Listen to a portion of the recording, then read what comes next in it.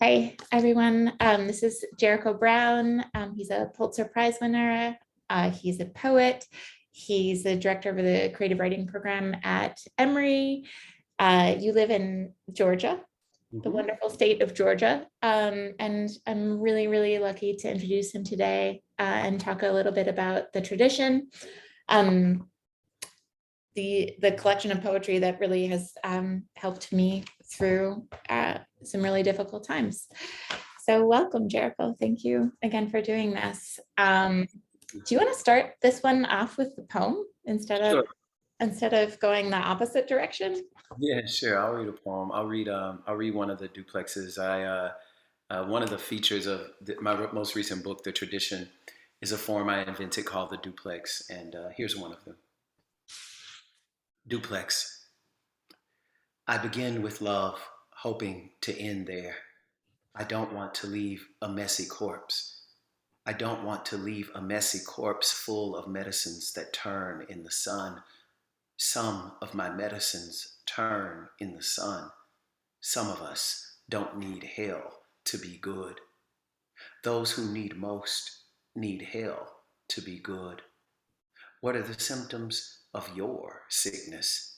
Here is one symptom of my sickness. Men who love me are men who miss me.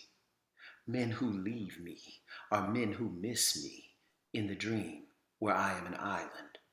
In the dream where I am an island, I grow green with hope. I'd like to end there. Thank you so much, Jericho, for sharing that. Thank you. I I don't mean to start on form, but can you talk a little bit about duplex? It's a particular form of yours that's very unique to you, right? Yeah, it's a form. It's so funny because once I explain it, everybody knows just what kind of a nerd I am. It's a form that combines forms. I wanted to make a poem. There are these forms that I studied trying to be a poet. I studied forms like the Huzzle, which is a very old form.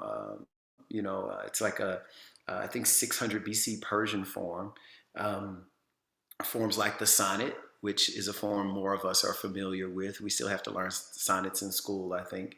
And the blues, which is the first American form, and a form invented by Black Americans in particular. And part of the reason why I wanted to make this form, the duplex, I wanted to make a form that had all of these forms in it because I often walk around in the world feeling like a bit of a mutt. I think I get called to the mat on identity a lot. People want me to be, 63% black and 12% queer and 6% Southern. And I can't do math well enough to keep up. And I feel like I'm 100% everything I am.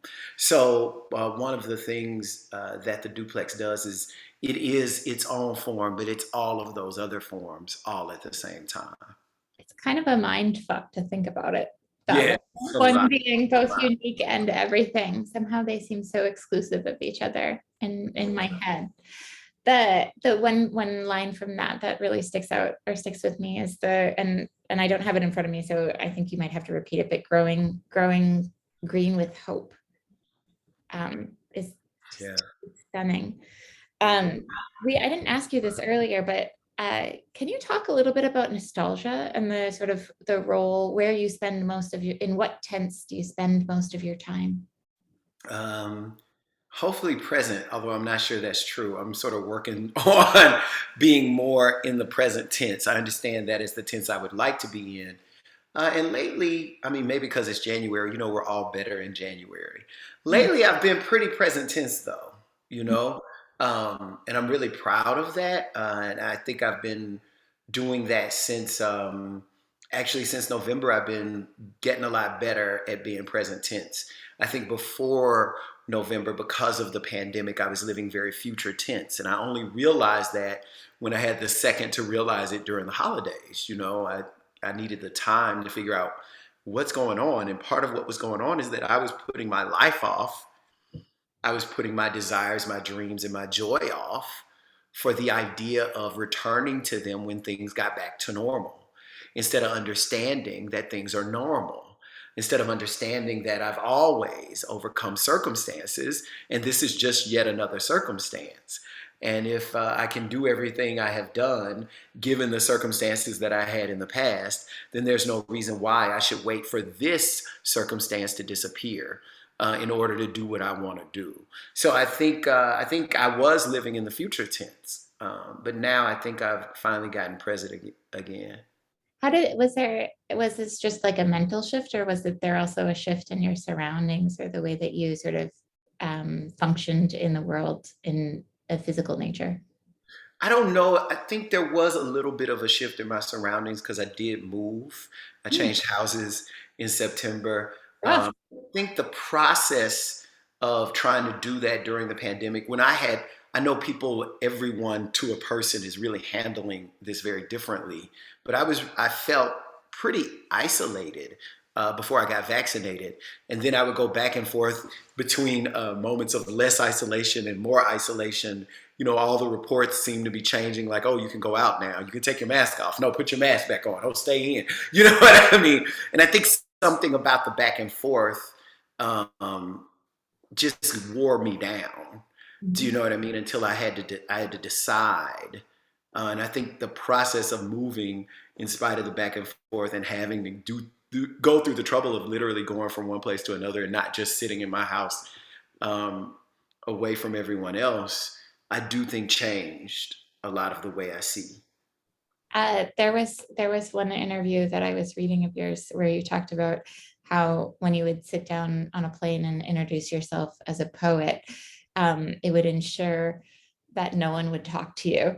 And I think that I'll get to the point where there's a connection here, I hope. That the sort of, I think a lot of my difficulty with this is the sort of uncertainty and ambiguity. And I think that something that a real strength of yours is that you dig into that with words and with text in your emotions. Can you speak to why you think most people are afraid of that, or how has your experience been um, with when you tell people you're a poet? Yeah, and, uncertainty is hard, man. It's difficult. Um, but I am indeed attracted to ambiguity, because I think ambiguity might be more true to what our lives are like. There are some things that are definite, there are some things that are true, there are some things that are unchanging, and I thank God for those things. Uh, and at the same time, there are some things that are kind of gray. You kind of look at them like, what are you, oh thing? Do you know what I mean? What are you, oh situation? What are you, new lover? Do you know what I mean? And Oh yeah. I think I think understanding ambiguity and not being afraid of it puts you in a position where you're much more prepared for and in love with the human condition, which is a which is an ambiguous position. It's an ambiguous condition, and if you have an understanding for ambiguity, then you also are set for forgiveness. When somebody messes up, you understand that they're a human being who could mess up. When you mess up, you can forgive yourself because you understand you're a human being and you might mess up. Do you know what I mean? So I like it.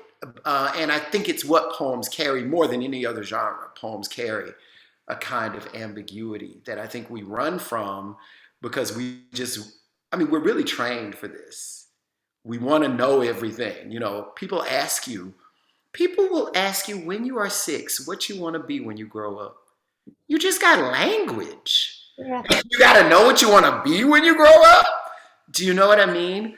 And so there are certain things we want to be married by a certain time. We want a house of a certain size by a certain time. We want everything to just fall in place.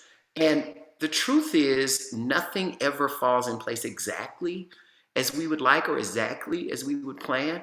And so if you're in a position where you are asking after the ambiguity, then your heart is not as broken when stuff doesn't go just as you plan. You understand that the imperfections are indeed the perfections of life.